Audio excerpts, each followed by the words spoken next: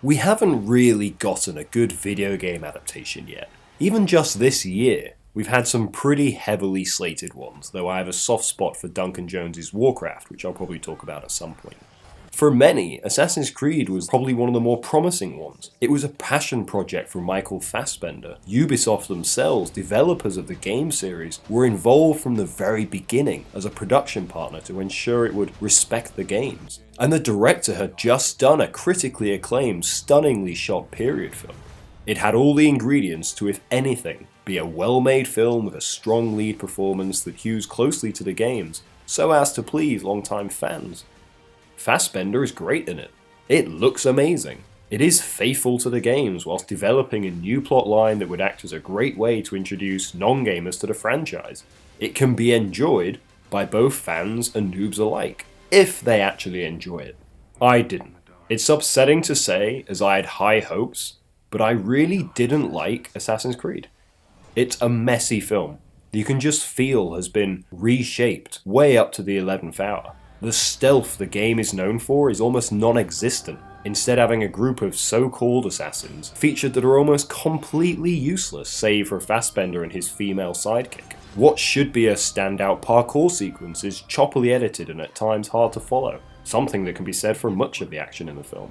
Perhaps worst of all, we only go back to Spain 3 times in the whole film, for what can't be more than 20 minutes. Every time we left Spain and ended up back at Abstergo, I felt myself becoming immediately less involved. It just wasn't as interesting. I don't think the mess that is Assassin's Creed is the director Kurzel's fault, but I think hiring him is representative of what affects a lot of video game films. Kurzel hadn't played the game. He's said in interviews that he didn't play them even when making the film, instead having an expert come and show him them, playing them for him.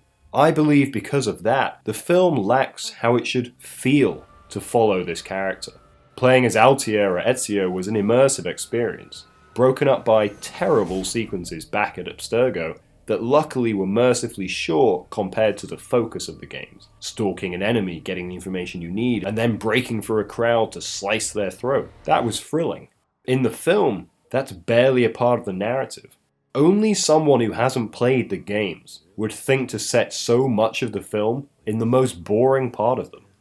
Fassbender makes it all about him, which makes sense, he's the lead and a producer. The problem is, you can really feel that. He's so intense, so deeply affected by it all. There's basically one joke in the entire film, rendering it all so goddamn serious.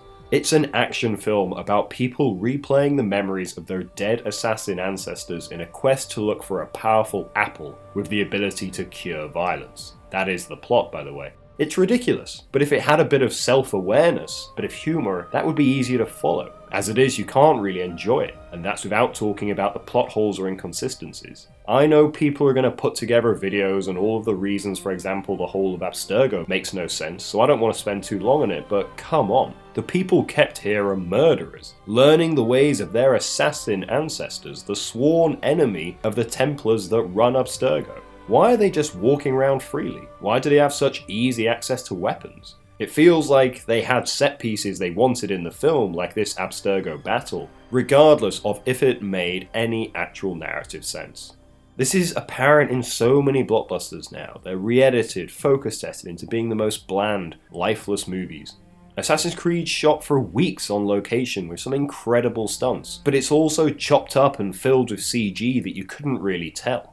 There are these incredible flowing aerial shots, but they feel so out of place next to all the choppily edited fight sequence. This big freefall stunt, they cut out of it pretty damn quickly. They definitely didn't need to do this. Nowadays, studios just don't care about artistry, they care about coverage. They don't care about consistent narratives, they care about hitting beats. Action geography? Forget about it. Buried somewhere in here might be a decent action film, a fun one. Sadly, that isn't what they delivered. It's been edited and reshaped and played with so much that it kind of feels like they just lost sight of what they were trying to do in the first place.